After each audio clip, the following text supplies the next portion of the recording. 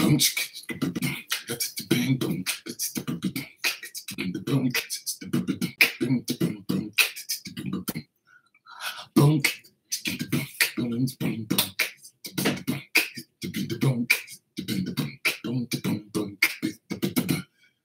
Mother's Day to you. Happy Mother's Day to you. Happy Mother's Day to you. Happy Mother's Day to you.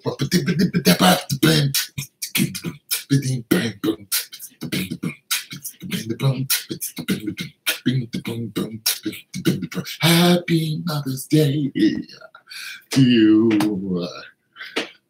I'm sorry. What up, Gibson? Just giving out some Happy Mother's Day love on a dreary Sunday. I mean, to all of your meemaws out there, your mamas, your mommies, your moms, to the misses, and all the lovely ladies out there. Just like to give a shout out to you. Happy Mother's Day to you. Hope you have a blessed day. Always happy, man. You're always happy? Well, cool. That's a blessing to be always happy. So what you getting into today, man? What you doing today? Making any money? You making money today, or are you just going to rest? You just going to chill today, making money? You got your girl? What's up? No, I'm always happy. I am always celebrating something, yes. Usually, I'm happy about something. There's usually a celebration of some type going on over here. It is what it is. But, sometimes I'm sad. Not too often. Try not to let myself get sad. Sometimes I just celebrate the simple things of life. Sometimes you just wake up and celebrate, Gibson. You just wake up and go, boom, bam, ba-boo, boop, bop, ba-boo, bam. Yeah. And you just celebrate. Nobody knows. Nobody knows. Nobody knows that you're celebrating. Nobody cares. Who cares? Well, I have a different outlook on life than I usually do. I get serious. I'm serious. But, I have a flat top. I have a 1980s haircut. How serious can I be? Yeah. But I celebrate. A good bottle of water. Yeah. Less fluoride and calcium and magnesium and all that other stuff in it than what comes out of your spigot. So we go buy it instead of drinking it out of the faucet. Yeah, that makes sense. Let me spend some money on something that I get for free. Or something that I already pay for. So you have two water bills. You have the water bill you drink and the water bill that you use. But you brush your teeth with that water, but you still don't drink it as a regular consumption because of the metallurgies that are inside of that water that are not as clear as this water. So there are two different types of water. There's the regular use water, and then there's the drinking water. What did they do to the water? But yet I'm happy when I have a good thing of water. What's up? Who's that, Marquise? What's happening? Shoot, Marquise. Happy Mother's Day to you guys as moms and stuff, and every other woman who has my situation has changed a bit for the better. Well, what happened? Yo, dog, you have any hallucinations last night? No, but I'm taking. See, I didn't know if you guys really was interested in that, so I just started throwing it out there. But every night something happens. something happens. Sometimes, there's, I end up having to talk to something that I know's there, but I'm just like, I know you're there, but I just can't see you. And then sometimes I actually seen it. Now, I'm gonna tell you what happened to me once. I'm gonna tell you guys a story once, just so you guys don't think that I'm just, out of my doggone mind. Well, I found a job. Hey, I used to have a security job. All right, so Marquise, I'm gonna tell you two stories. One time I was at my girlfriend's house. She lived right next door to me. But I was at her house, and I had another lady friend. So I had a chick that, she was kind of my girlfriend, but she was acting up. So I always kept a chick in my back pocket. And I was just like, okay, whatever. So I was at her house, and she was on a cruise somewhere. So she was out screwing some other guy. But I was just like, whatever. So I was staying at her apartment, and I was talking to this other chick on the phone, right?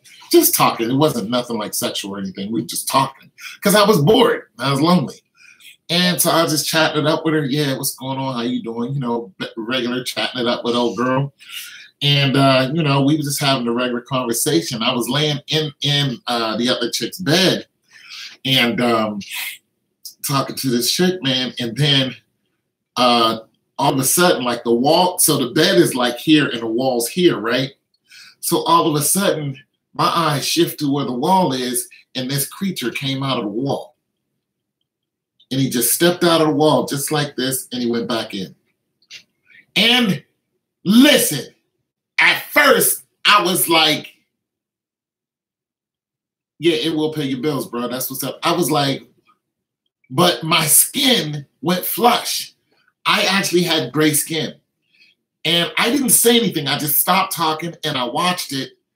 Then I watched it go back, and it was just solid black. And I watched it go back in the wall, and I told old girl, I said, I'm coming to see you. And I hung up the phone, jumped in my car, went about 5 miles north to old girl's house, knocking on her door. And once I got in, she looked at me and she said, Tony, you look like you saw a ghost. Real story. And she said, come here, look at yourself in the mirror. And my skin was totally flush. I literally saw a ghost. And I was scared out of my mind.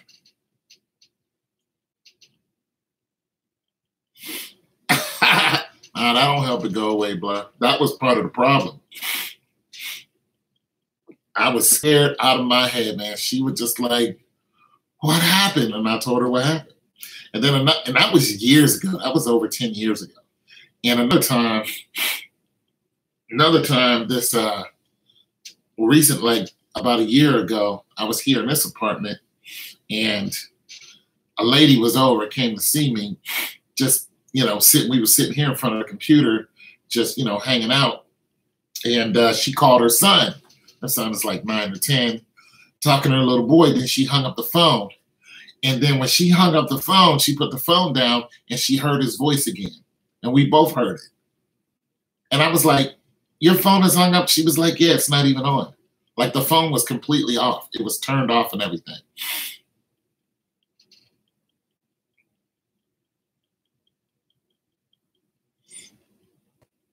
I think you're messing with me now. Anyway, so that was crazy. But happy Mother's Day to everyone. And I thought there would be more ladies that would come on so I could wish them happy Mother's Day, but it didn't happen. And it's all good.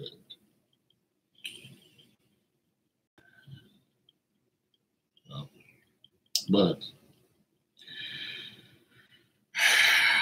if your mama's here, if your mama's gone, I don't know how you guys celebrate. I usually don't celebrate Mother's Day. And I usually don't celebrate Mother's Day because my mom is no longer here and I live alone. So I don't just go around telling people happy Mother's Day just to make them feel better because they don't care if I tell them that or not. But I understand the sentiment. What I don't understand is when Father's Day comes around, the women go, happy Mother's Day. So this is one reason why I stopped celebrating it and putting forth a valiant effort to tell people, hey, happy mother. Because when Father's Day come around, these women don't celebrate Father's Day. It's like an angst to them. Like we gotta celebrate it. So I'm just quiet. I'm like, I'm not falling into this trap, this argument. I don't want to play this game with you ladies. You know, I'm just gonna be neutral, you know. But, you know, not to mention, I don't need a day to celebrate my mom or something like that. That doesn't make sense to me. And neither do you. You celebrate your moms every day. You know what I'm saying? You celebrate your moms or your auntie or whoever it is that you want to celebrate. Celebrate them every day if you want. Have a good time with them. Kick it. You know, do something special. I understand the specificity. You want to be special, do something special. But don't wait till some goofy holiday tells you to celebrate something or with someone, you know. Go out and cook a dinner with this person and all that other stuff. Don't fall into that trap. Just be you. You know what I'm saying? Just love who you love. You know what I'm saying? It doesn't have to be a ticker tape parade for you to, you know, cook somebody a little something. You know what I'm saying? You got a neighbor or something. You want to, yeah. It's too commercial. I understand the need to have a day, but I don't understand the need to have everyone celebrate this thing on this day and then walk around as if we don't celebrate at all. We just only celebrate this thing on this day. And then, you know, corporate gets all into it. And, you know, next thing you know, people are, you know, Zales, you know, is trying to sell you a ring, you know, so you can go $20,000 in debt. Buy her something special on Mother's Day. I bet, listen, I'm going to play, I bet a dime to a dollar that there is a Mother's Day. It's a Mother's Day, like just parades and stuff. Mother's Day, Jewel, just listen to some of this commercials. It's just bad. Let's see if we can turn into some of these reality, some perspective. Let's see. There's TV spots. Let's see what this one is. Buy her something special on Mother's Day. Like if we waited just for that day, just to buy her something special, do you know the outcry that would happen? Do you know the anarchy that would ensue just because, you know? So this is a commercial spot for Thomas Middle Ditch. It's a card or something like that. Who cares? You know, but usually it's some type of, you know, they want to sell you jewelry and all that. Nah, I was gonna look for one, but screw it. But they still are with them all the day. Yeah, you're being commercialized, and then the women all get behind it, and this whole feminist movement that gets behind a lot of these holidays because it's really for them. This is why they don't celebrate Father's Day ubiquitously. It's just a day, but you don't see this huge push to go out and drop $20,000 on Father's Day. They buy him a tie. That's what they do. They buy the father a tie. You know what that's telling the dad? Go to work. That's when you buy your father a freaking tie, you're telling him to get up and go to work. It's like, what kind of You know, here, let me buy the woman a frying pan. You know, the feminists would come out and crush you between their legs. What a race skater, man. We talking about Mother's Day and whatnot, man, just hanging out. I'm saying the feminists will have your head if you buy, you know, they buy the father a tie, but if you bought the mother a frying pan, she's going to hit you with it. Because you're like, you're telling me to go to work. So why can't I tell you to, you know, go in the kitchen and do something? Don't buy me a tie for Father's Day. You know what I'm saying? Well, you know, I'm gonna go live after the Cavs game. This was kind of just, I was bored, you know, and so I thought some ladies would come on and chat it up. That's what it seems, bro. That's what it seems. That's what it seems, man. The whole system is just set up for the ladies, and I'm like, ladies, I don't mind y'all, but y'all make me mind y'all. Y'all make me just be like, I'm so glad I don't have a girlfriend. Because it's just, oh, sweet Christmas. Now, I'm going to say this. The women that I did date, like back in my 30s and early 40s, they all knew I wasn't for that madness. Every single one of them.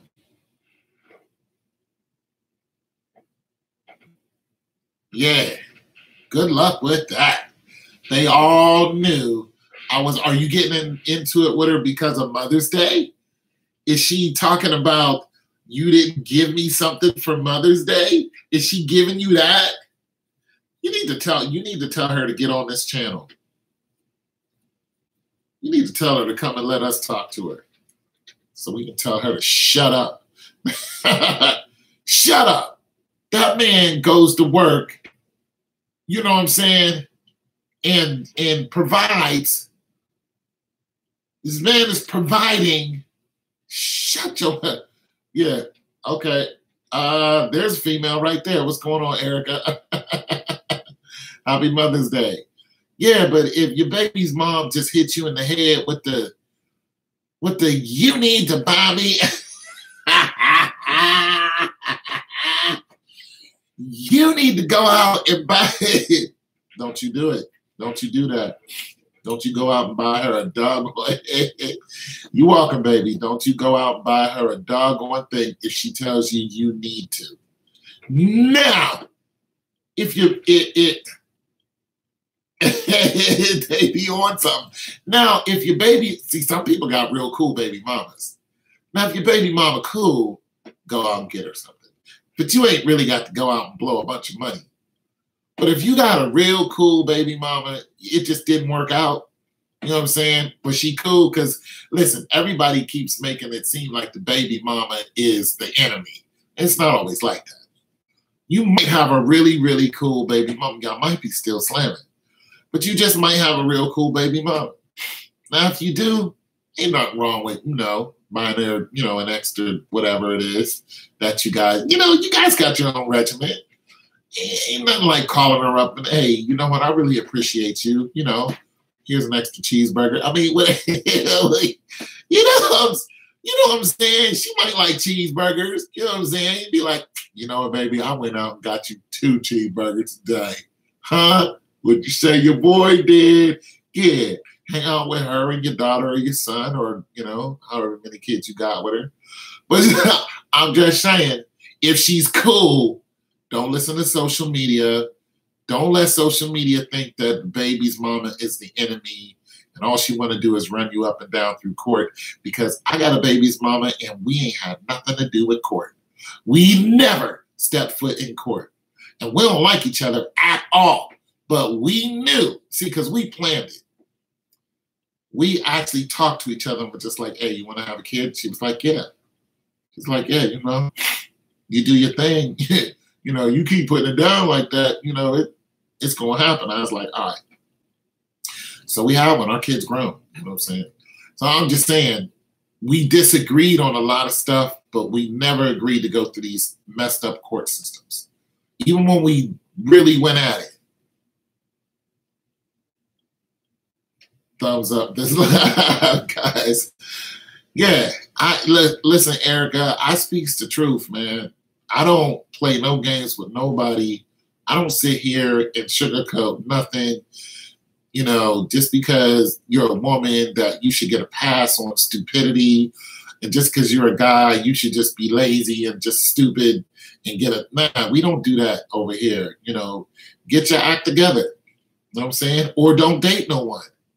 If you're going to be lazy or just a whiny, you know, person, then leave people alone. Don't present yourself to somebody as if you're something you're not. Because they get fooled, and then when they find out that you ain't about nothing, then they don't want nothing to do with you, then you're part of the problem.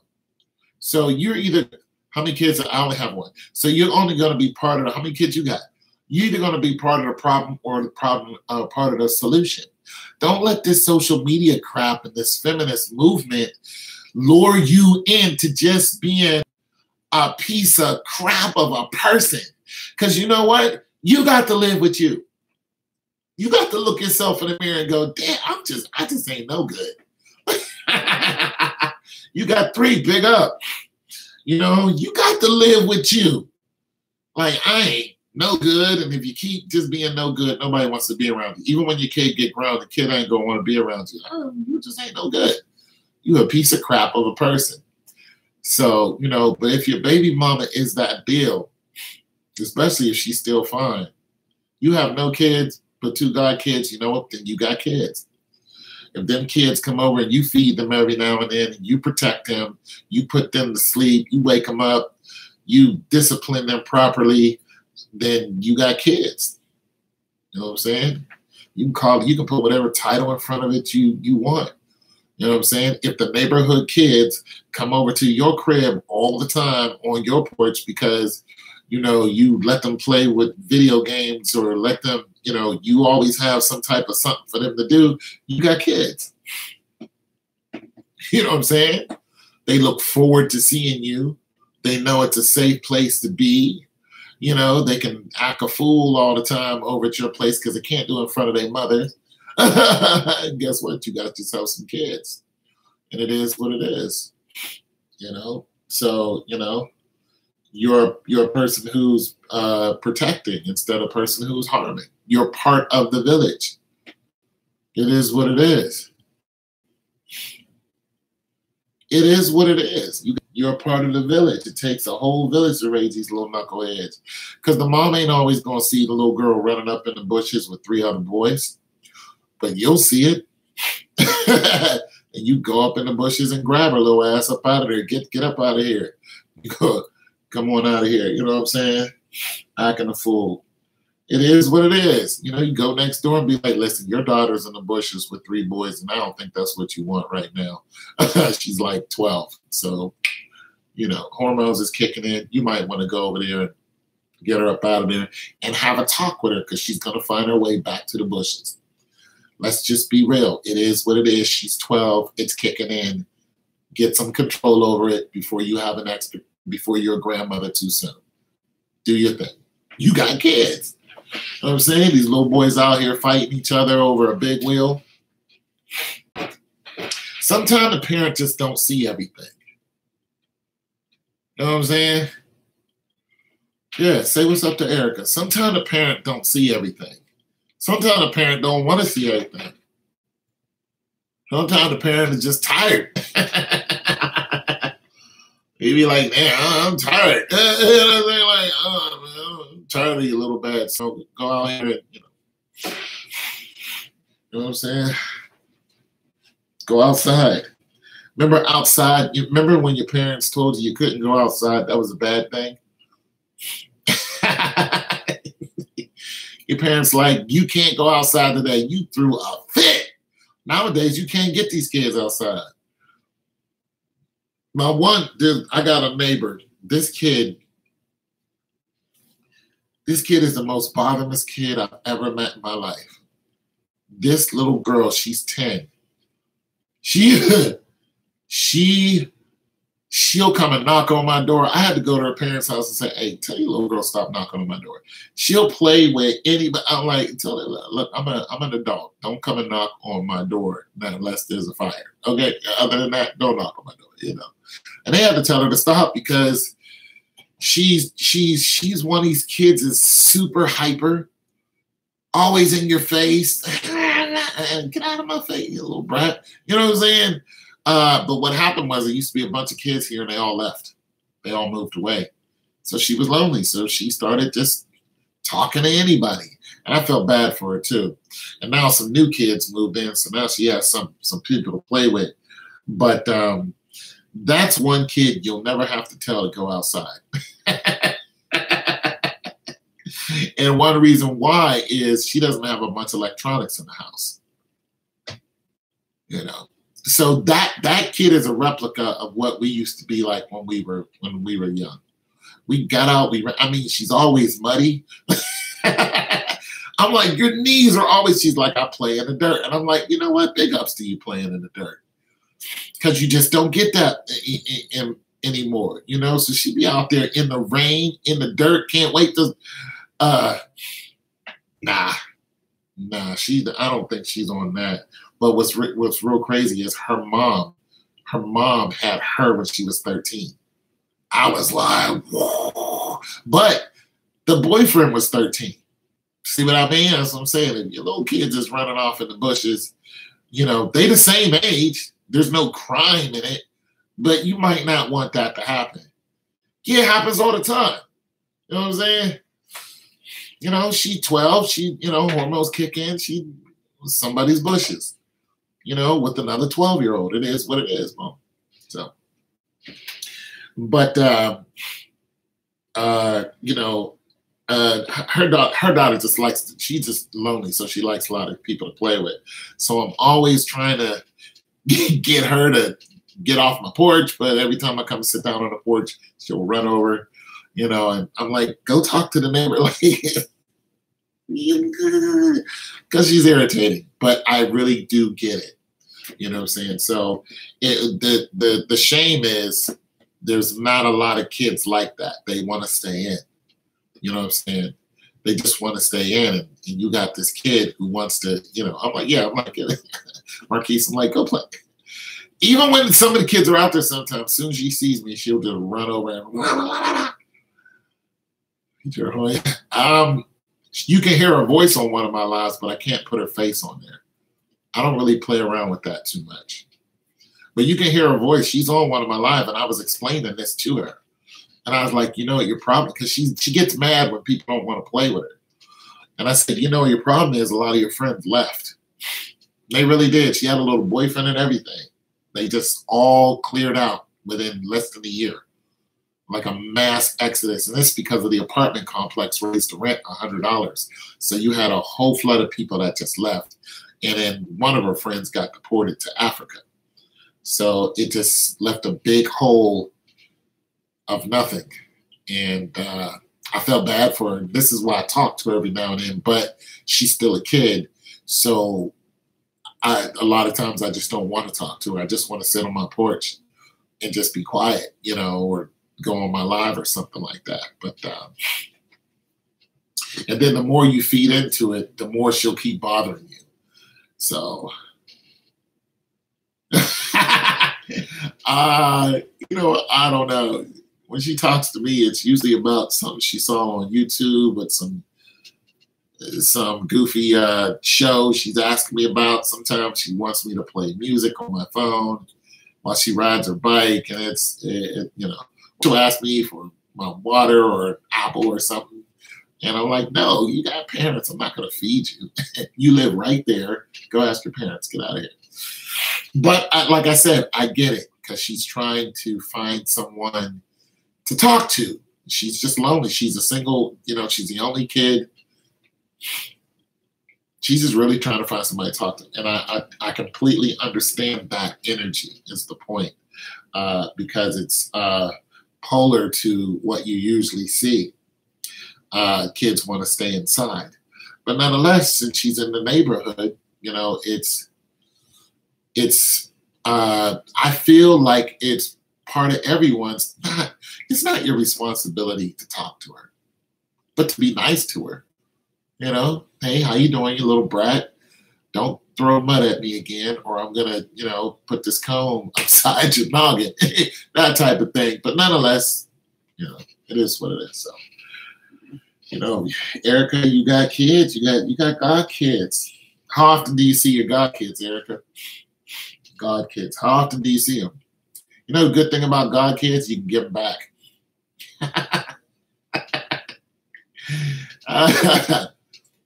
You can give them back as soon as they start acting up.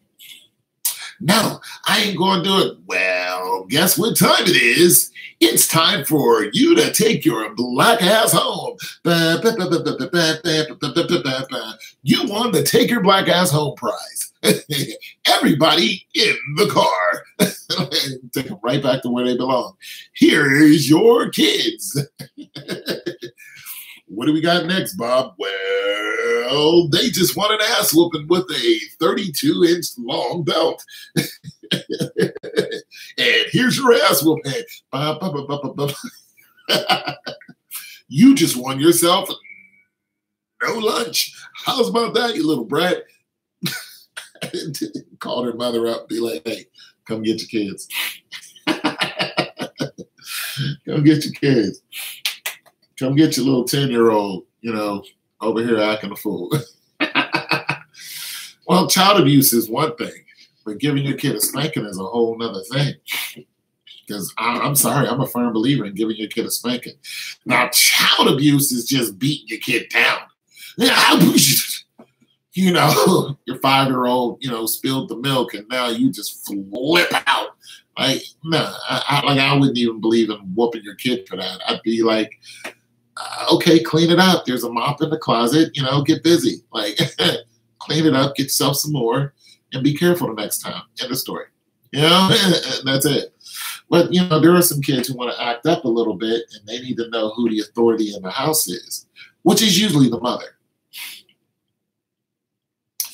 Nah, my kid's 23. My kid's 23. Yeah. But I would have, like when she was growing up, she grew up away from me. So, but yeah, she knew one time when she was going to get it. I had to, rent a plane or rent a plane. I had to rent a car and come down to see her. She knew she was getting ready to get a whooping because she was doing really, really stupid stuff, and I wasn't even going to play. So, do I believe in spirit of rod? You spoil the child. My mom used to be like, go outside and get a switch, and would tear her ass up. We ain't never flip out on her either. I'm 25. Hook me up with her. You're 25 with 3 kids. That's not going to happen. You're busy. I think you've been hooked up enough. Yeah, you got enough going on, bro. Yeah, it's not gonna happen. But I'm just saying, child abuse is one thing, but giving your kid a spank on the rear end, it's not child abuse. It's just not. It's like, okay, this is child abuse. You raise her. Here you go. Pack stuff out. Here's all her clothes. Here's her school schedule. Bye. Get tired of listening to people.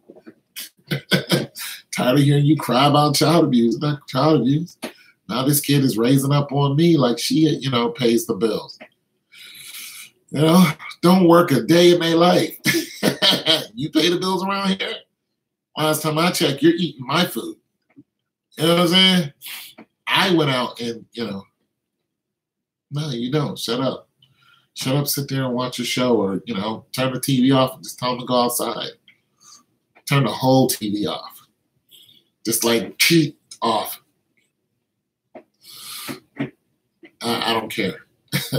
But yeah, turn the TV off and tell them to go outside. Go outside and play. Go walk around the neighborhood, you and your girlfriend.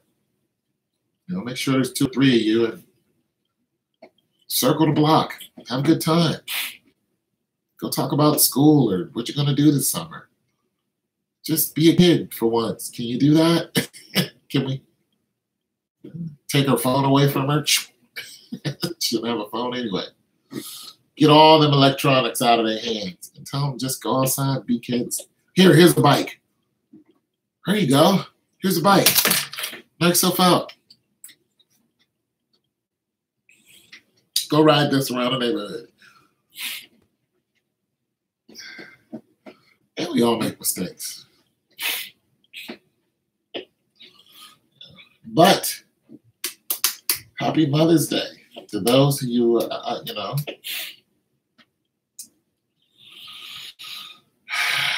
Is old girl still on? Erica, you still here? She probably not here. I wonder, you know, I wonder if the cows went it today, probably. She's still here. I wanted to ask her if she even celebrates Mother's Day and what does she think about Father's Day.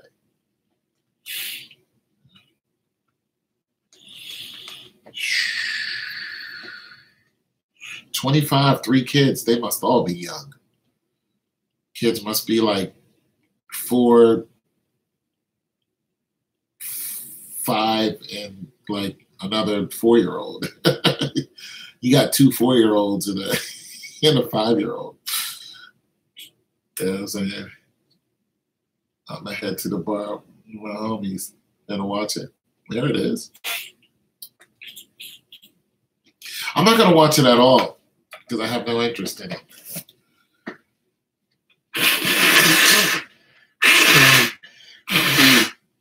Game ones mean nothing to me.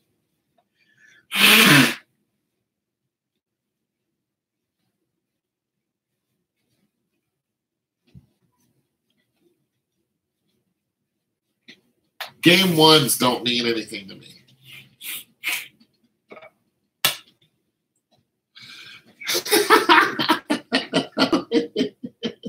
What am I hating on exactly, Keesley? But I missed something. I was hating on something and I didn't even notice what I was hating on. So go ahead and remind me exactly of what I was hating on. Okay. I was just curious. Like, well, I missed something. I was supposed to be hating on something. You got 7, 3, and 2-year-old. Okay. Yeah. Yeah, you are busy. You're a busy dude. That's busy right there. Whew, terrible 2s, 3s. Sweet Christmas. 7-year-old? Oh my goodness. Shoot, that's a lot going on. Wow. That is a village in itself. That's what's up. That's what's up, though. That's what's up, man. Yeah. That's a lot of toys. Boy, Christmas time taxes the heck out of you. Shoot, a 2-year-old, a 3-year-old, and a 7-year-old, Christmas time taxes you, bro. Taxes you. What do you guys do for Mother's Day, though? Because my mom isn't here anymore. So what do you guys do? She's not here anymore. But thank you for saying Happy Mother's Day to her. But she's not here anymore, right? What do you guys do for Mother's Day? What do you do for your mom? Baby's mom, your mom. You take her to a dinner. Get her all dressed up on Sunday and take her to some dinner. You get all sanctified. I cook for my main baby mama and my mom's. Okay. What do you have a main dish? Do you got like, you know, the 3 cheese lasagna popping off that everybody likes? Little rigatoni. What you got? You cook a little, you know, steak and eggs in the morning. You know what I'm saying? What do you hook them up with? You got something you hook them up with. You got your favorite. You pop the grill out. What you got? Make the hot dogs with the special bean. Yeah, there it is. Barbecue. Pops out the grill. Now, do you grill it? Yeah, you grilling it. You pop out the grill. It's a festive event. Man, there you go with the grill. Let me get this grill out. What day is it? Oh, shucky ducky. Let me get this grill out. Pop the grill out and everybody know what time it is. You know what I'm saying? Everybody gather around waiting for the food to get. You got your favorite song on. Nobody bother you. Got your favorite drink out there. All the kids somewhere else occupied. And your moms and your babies. Hamburger and baked beans. Yeah. Got the whole baked bean pan. There it is. It's an event. Yeah. Everybody eat up, clean up. Everybody get right. Everybody right. Yeah. Yeah, that's what's up. Remember one time for Mother's Day, man, my mom here's what my mother used to do for Mother's Day. My mom was like a real romantic person. And so what she would do is, she did this even more for Mother's Day, but she definitely for Mother's Day, what she'd do is she'd be like, we're all going on a picnic. Now, mind you, we were so poor that pretty much about, a week out of the month when our food stamps wasn't there, we were hungry, we were scrounging for food. We actually went and we would hunt for it. We would literally have to hunt for our food, like with a bow and arrow, or we would go fishing or something like that. But when we had, some food and the car was working, because my mom, when the car broke down, my mother would actually fix the car because we didn't have no money for a mechanic. So she would be out there fixing on the car. So when the car was right, she'd be like, we're all going on a picnic. And that was it, and that was all. We packed up, we had a picnic basket. She would put on her favorite little outfit and we would go out there and throw frisbee and play baseball, and it'd just be us. That was her thing during Mother's Day. She like, we are all getting out the house and we're all getting out here together. And we did that. That's what we did. We go out to the Frick Park, and my mom would be out there and it'd be windy. That's what she wanted to do. So we did it. And she'd cook. She had it all planned. She'd plan it like a week ahead of time. So, it wasn't like we was going to pout and like, we need to go and do this, Mom. We need to do that, Mom. It was like, yeah, we knew exactly what we were doing. They were awesome, man. I can still remember her out there. And she would actually say, we. It made her so happy to be out there. Then we'd all sit down and we'd eat. She would have, we would have the beans and the ribs and the chicken. We had all the food. We had potatoes. She made all the food that we had. She made, like she made it.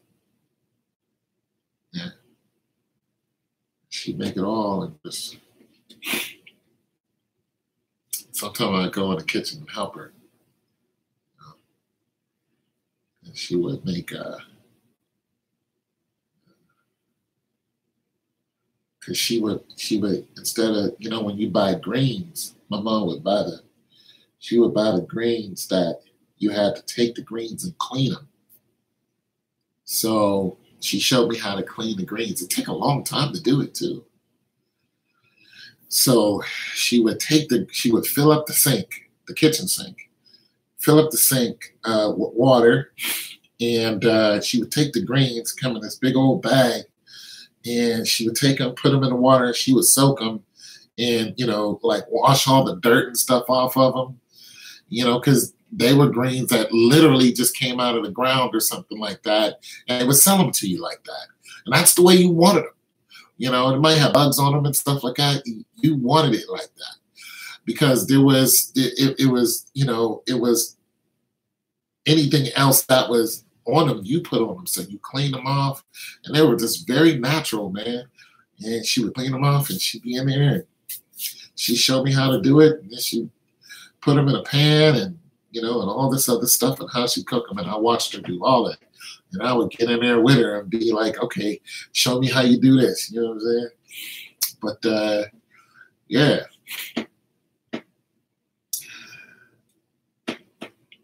Go out to the park, man. Had that white car. We'd all be in the back of that white car, man. Didn't even know we was going to make it to the park.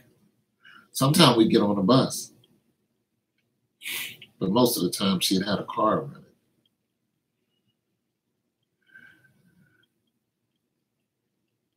Go out there, sit in the park. On Easter, she used to make our outfits. So she was a seamstress too. So she had 2 sewing machines. And the sewing machine, she had one favorite and one that was kind of like the backup. And she would take she would take the sewing machine, and she would buy the patterns, right? So she would take the patterns, and she'd be like, Tony, come here. I'd be like what? You know what I'm saying? Like, yeah, walk over to her. She'd be like, give me this, this, this, and this. And she was talking about the patterns. So I would take the patterns, and then she would hand them to her, and then she would separate them and show me what the patterns were. And then she would take them, and she would cut out the patterns. I was like, what are you making? She was like, your suits for Easter and stuff like that. So she did this a lot. She couldn't afford to go out and buy us suits, but she could afford to go out and buy materials and make the suit. So, and then we would all be dressed alike. You know what I'm saying? My sisters and my brothers. My sister and my brothers. My other 2 little sisters came later. She would cut out the pattern, and then she'd put it on the sewing machine. And she would put the needle and thread and then put it in the seam. And you will always see her with some thread in her mouth. She'd be go through her mouth, and then she'd bite it off. And then she would always have like a piece in her mouth somewhere while the spool was going from here to here to here. And it was just kind of like her thing. I don't remember, she'd be going like,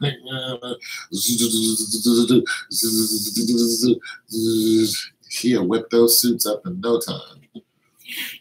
Then she'd take the needle and thread, and then she would sew the buttons on herself, and it would all be straight in line, and it'd just be a thing of beauty. I was always impressed by that. She had all her measurements right, and everything. She made our clothes. And then sometimes she would sing. So when she had enough room, she would color in pastel. She would use pastel chalk. So she would take she would buy paper that was in a roll, like a huge roll, and she would just roll the paper out and sit down and take all of her pastel chalks. She would, man, her drawings were something, but they all got burned up in a fire.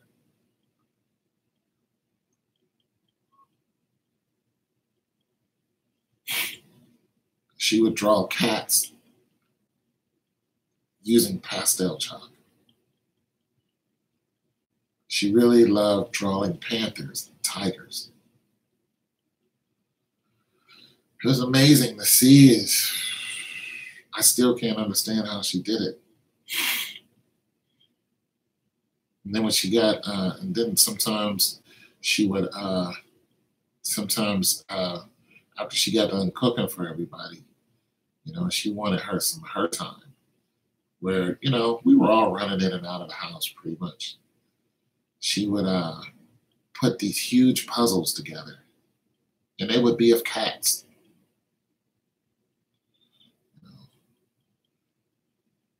But they'd be huge, huge puzzles. That's amazing. Then she would draw them.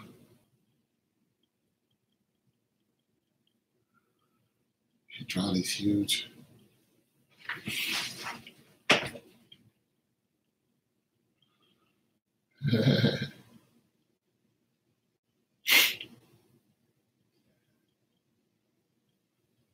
And she would drive us to my uncle's house in Akron.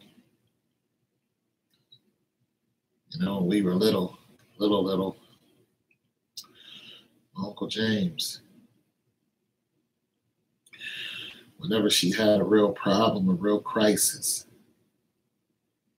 because he helped her keep her mind together. But he died in 2001. He was the rock of the family.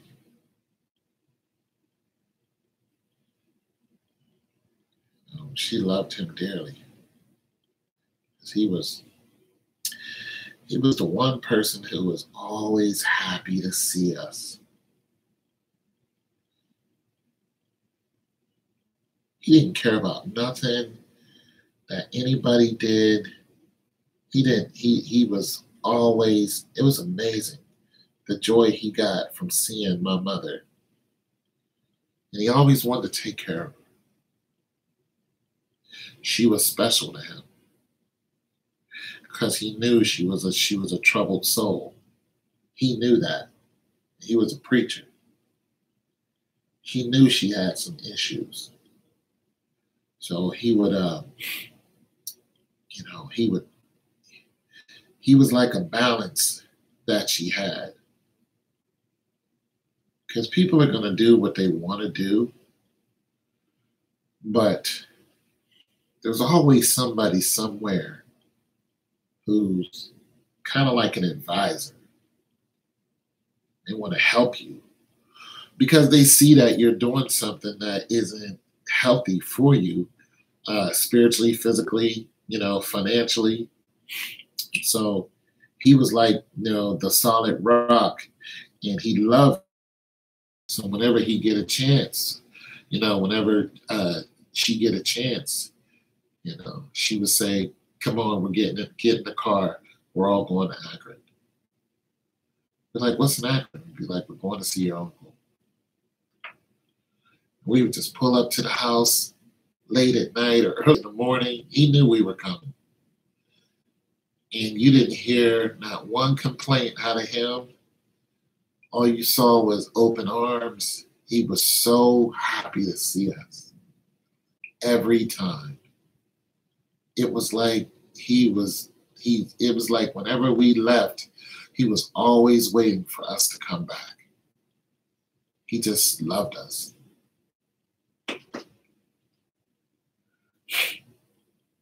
He was so awesome. And then we would sleep upstairs in his attic whenever we visit. Because he had a 2-bedroom house. He had 2 houses.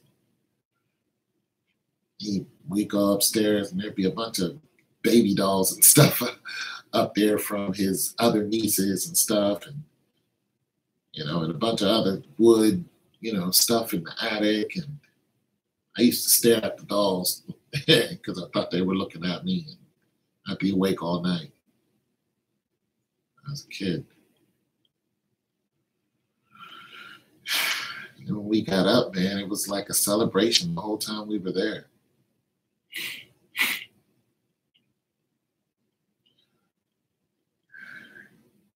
I grew up just loving and admiring him because he always had a church, and then the church would go out of business, and then he would open up another church. No matter what, he had to have a church until his last church was in his house. It was in his basement. The churches were always closed. When he preached, he would hop across the stage. That's how he preached. He was a welder. And then one day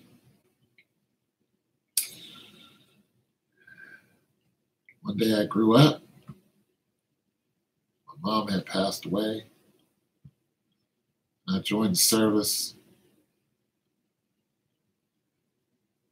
She had passed away after I joined the service. But one day I grew up, went to the service, 19. I was sitting in my room in Germany, and I just got done running. And my roommates were all gone, my service buddies. They were out partying. I was sitting on my bed. I was laying on the bed, and I was laying on the bed, and then I heard a voice said, "You're going home." And I knew nobody was there. I even checked again. I was like, I looked around the room and I knew there was nobody there, and I just sat up. I sat on my bed, and then I heard the CQ coming down the hall.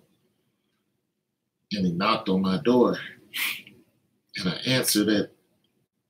He said, "Private Pal, you're going home."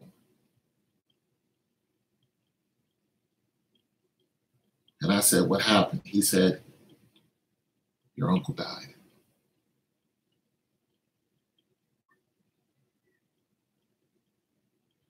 So he told me my uncle died.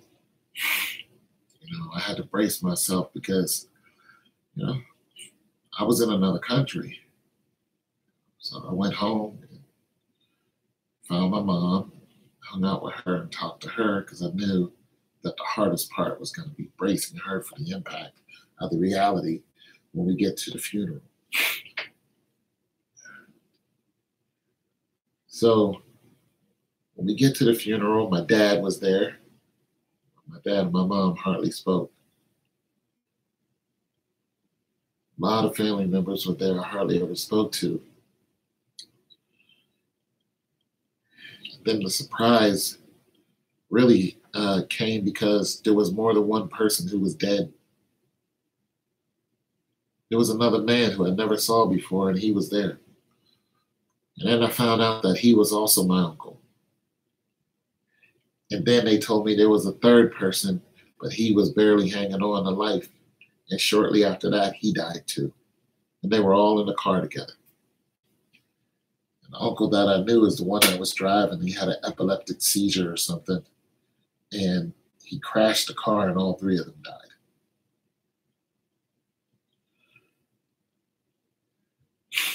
And I saw him laying there like I never saw him before. And I knew I was never going to see him walk again. I kissed him on his forehead, and then I held my mother because she fell apart. We knew that was the beginning of the end. I knew that my family was going to split after that. And that's exactly what happened. And she cried and cried and cried.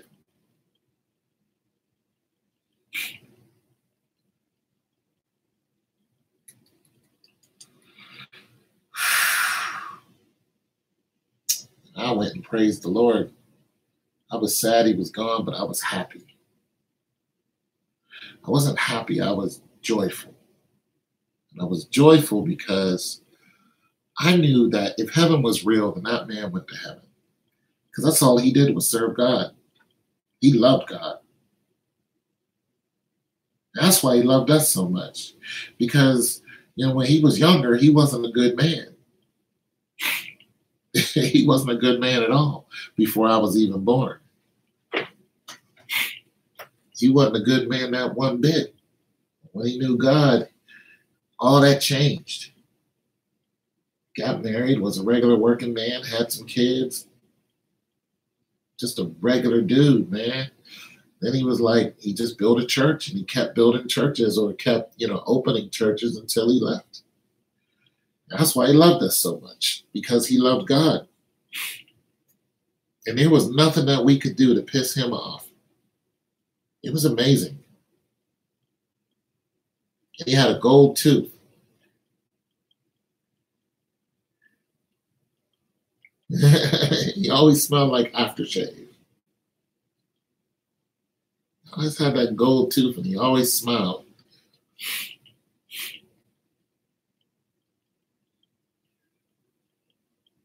He was the best man I ever knew.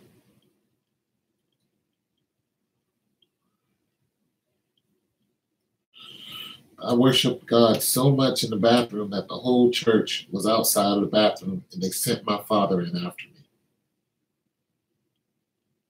My dad came in and he just kind of looked at me.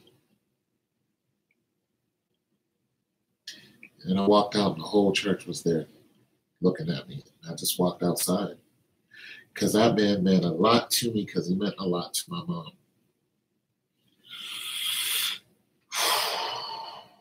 After that, we went home. We didn't return back to Akron too much until my mom got sick. And then her sisters took care of her. You know, they prepared for her to leave this planet. She got cancer. She got pancreatic cancer. And it's just, Steve Jobs was a billionaire and he couldn't prolong his life because he got pancreatic cancer.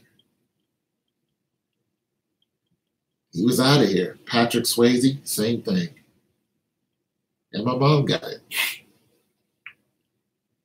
They couldn't remove the pancreas, it would have killed her. I told her I was at the hospital when the nurse told her, she's like, you got 6 months to live. I almost beat the hell out of that nurse, but you can't beat the hell out of a nurse for telling you the truth. 6 months later, she left.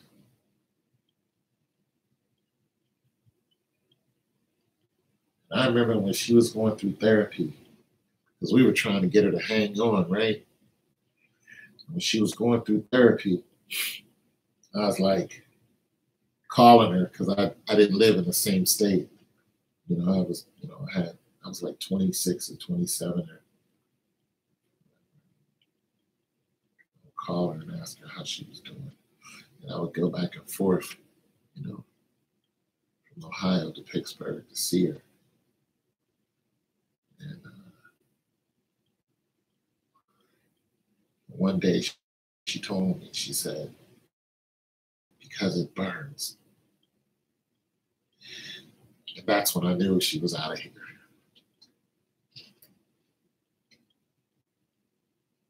Not long after that, it was over.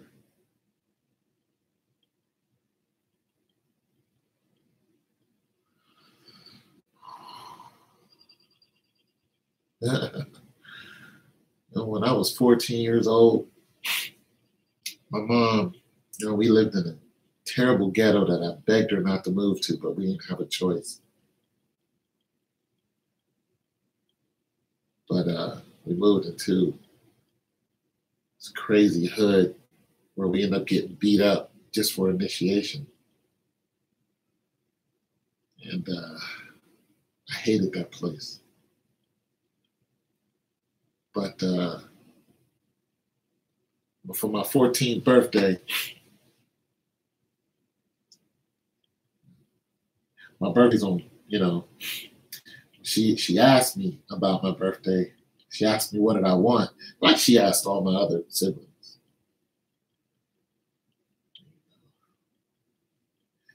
And she was like, what do you want? Now, we got a quarter for allowance, like once every 2 weeks. So it's not like I had a tall order. You know what I'm saying? But she asked me what I wanted, as if it didn't matter what I said. I was cleaning bricks. That's what I did. Because I had to do something, you know? But she asked me what I wanted. I told her I wanted a Schwinn 10 speed. You know? Because that's what I wanted.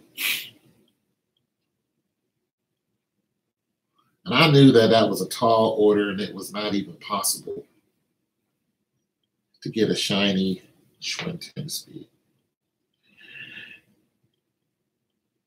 So I just said it and didn't think nothing about it.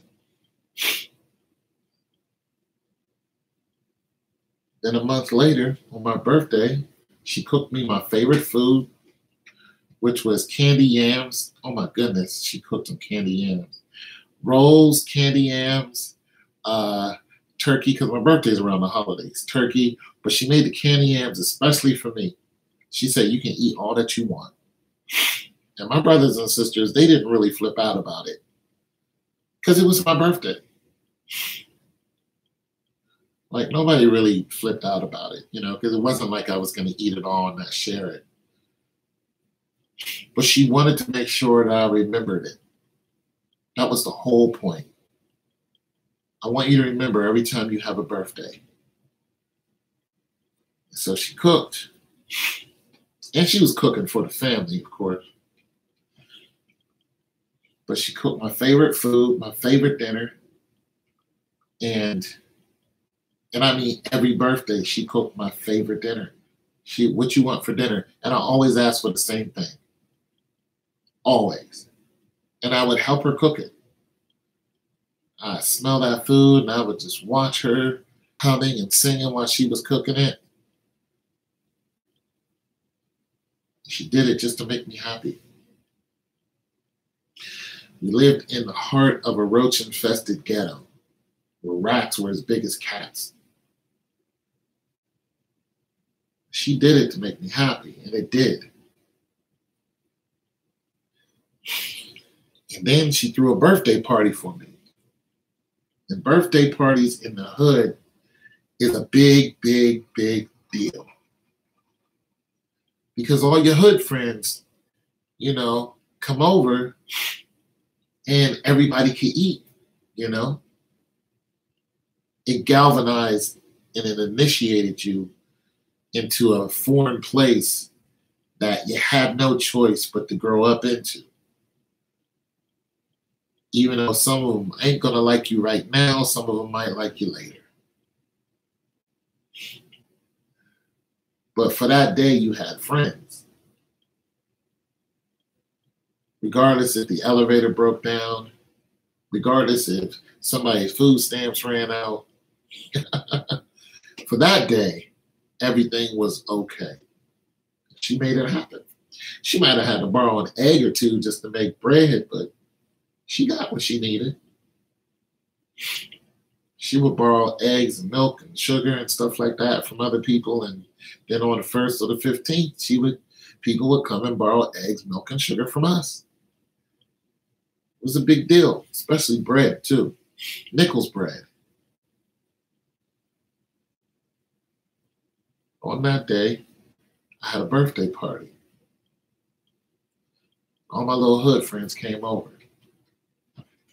And we was all dancing or something. I don't know what it was. We was just kicking it, man. I have no idea the music that we was listening to. Some Michael Jackson or something, I don't know. Hubba Bubba tripping. We was listening to The Time. I think it was out back then. Oh, UTFO. Roxanne was a big hit. Run DMC was listening to that. We was listening to 777-9311. That was The Time. We was listening to Switch, Earth, Wind, and Fire, the Barcades, the Gap Band, Burn Rubber on Me, Charlie. We was listening to Rick James, Fire and Desire. And we listened to the whole albums of these people. Not all in that day, but when we did listen to music, we didn't just listen to one song, we listened to their whole albums. But nonetheless, on that day, that's some of the music we listened to.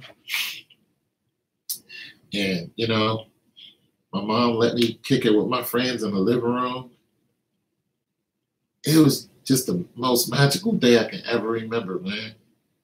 And, you know, my brothers and sisters, they was around. We just all had fun. We ate and we had fun. And then everybody left.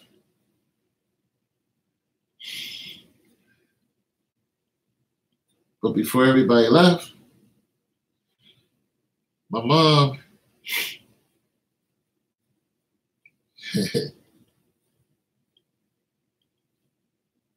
mom, she got me my Schwinn. In the dead of winter, in the middle of a snowstorm, she went and found a used bike shop where I don't know. I think, or a private owner or something. And she bought the bike because when she asked me what I wanted, it wasn't the same day as my birthday. It was during the summer. Because she asked me more than once.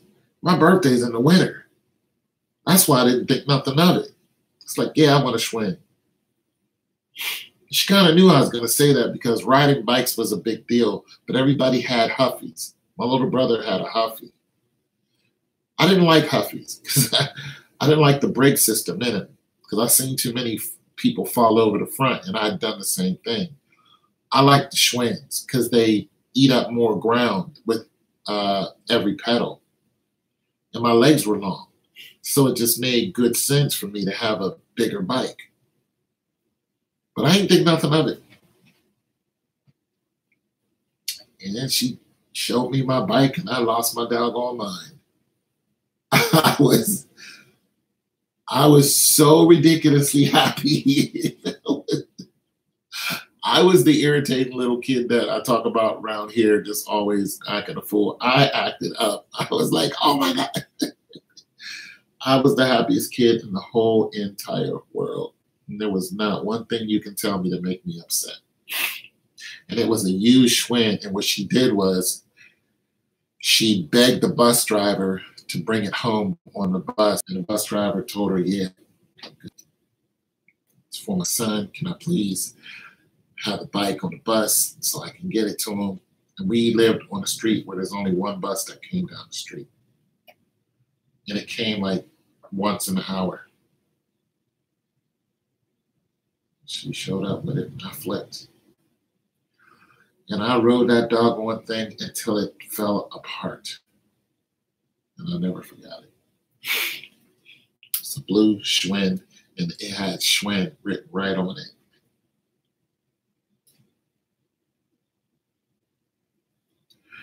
It's crazy. So big ups to Mother's Day, man.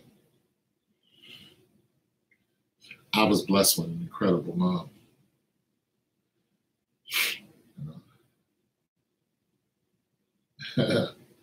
One day my brother went outside, my older brother, he was really young, and he didn't come back for a while. It was in a snowstorm. It was in an ice storm, actually, because we lived in Pittsburgh. My mom's knew something wasn't right. She could just feel it. So she put on her clothes, put on the warmest clothes she could find, and she went out in the middle of a snowstorm, ice and snow everywhere. And she started walking. And eventually she found him laying on a sheet of ice. He fell and was unconscious.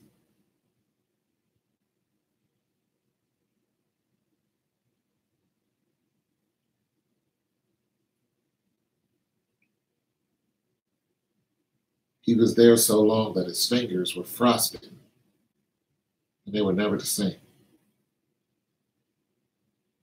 She picked him up and brought him home. How she found him, none of us ever knew. Not to this day.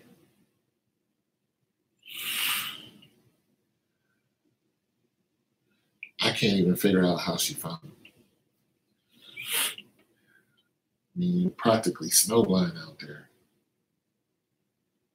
But she found him unconscious, expiring, and freezing to death. She yanked him up, carried him home. Eventually got him to the hospital where his hands or his fingers are actually curved like this.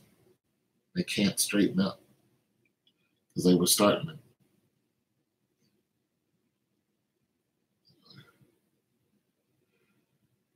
Frostbite doesn't just freeze your hands, it deforms your whole body and it turns your skin black. And he was at like the second stage where it was taking his fingers and it was turning them in, and his face was on the ground and everything. He was completely unconscious because he slipped and fell. But he fell face forward. So he was at the mercy of the elements. And she found him.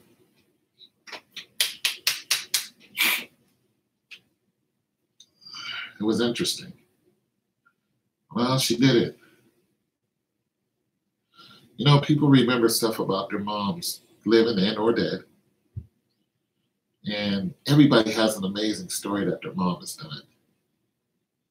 Their mom and their dad. I don't discredit fathers because, one, you need fathers. Two, I'm a father. You know, there's a strong bond between parents, period, even if they're not around. You know, so you know, I look at fathers the same way I look at his mother. But the fact that you travel through the canal of the mother is a different type of bonding. You know, your nervous system and her nervous system are alike if you're looking at it in the physical aspect.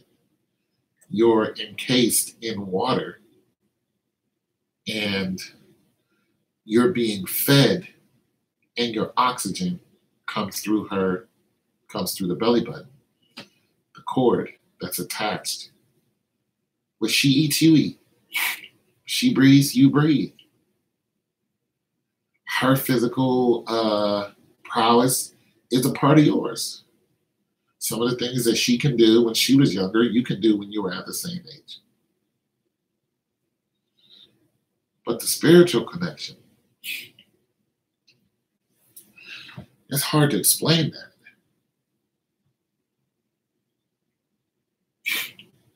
It's just hard to explain. People can try all they want to, but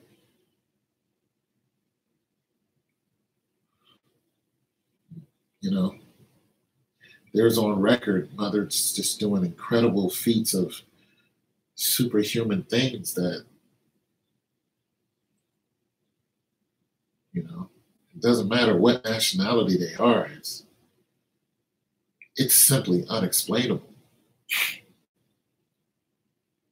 It's a whole different type of strength, you know? The amalgamation of it usually turns into some physical attribute. And for those of us who are lucky but unlucky enough to experience something like that, it just never leaves you. Regardless of how your family is today, you never forget something like that. You just never do. How did you find him?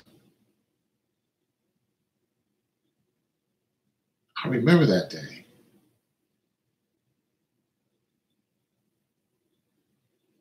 How did you know what direction to head off in?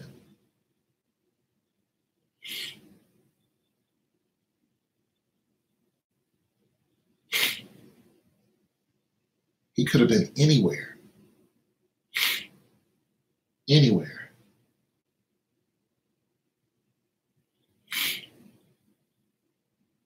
But she found him alive. She was the only person looking for him. because she told us to stay inside. He was my older brother. He is my older brother, excuse me.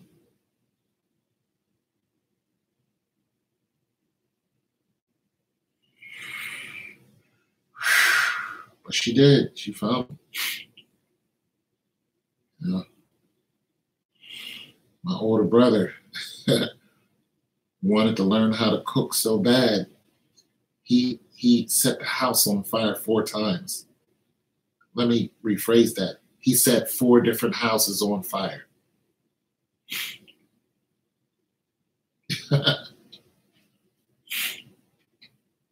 I remember when I was like little, maybe like 3. I think my sister was, I was 3. My sister just turned 4. My little brother, he was cooking. My mom was, I don't know, in the living room or somewhere. He wanted to cook so bad.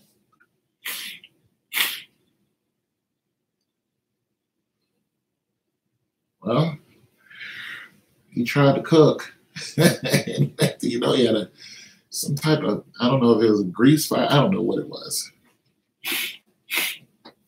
I don't know if he just tried to light something. I wasn't even in the same, I wasn't even in the kitchen. I was somewhere else. But I can remember my mom had on, like, she had on a dress.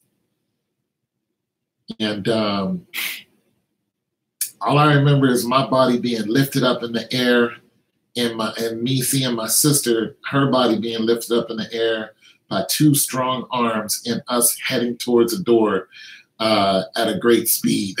And then she went and got him. You know what I'm saying? She snatched us up so quick. Boom, and was headed for the door. Because all she saw was flames. That dude was something else, man, or he is something else. So big ups to moms, you know, and all their incredible gifts. Regardless if you've seen it or not, it's there. It's built into them. Regardless if they even abandon their child. The ones who taken their children to orphanages. The babies that didn't make it through the canal, that was no fault of the mothers or the fathers. It just wasn't God's plan for that child to be here.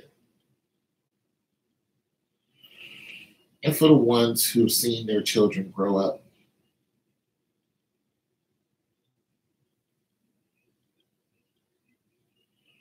You know, whose children are a bunch of hellions. Or a blessing. That connection is still there.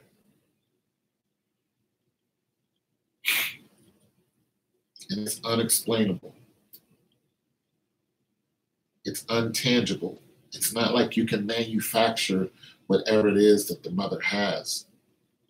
You can't just build it. There's no scientist that can recreate it. There's no theologist who can explain it. It is what it is. It's your boy Tone 202. Happy Mother's Day. And thank you all for stopping by, listening. You know, I got a picture of my mom. I'm gonna go get it.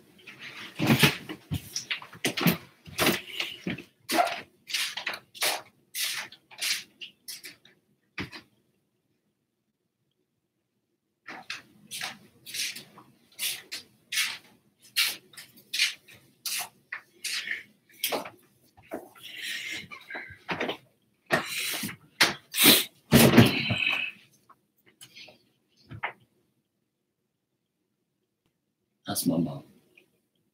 Happy Mother's Day, Mom. Safe travels. We'll see you again.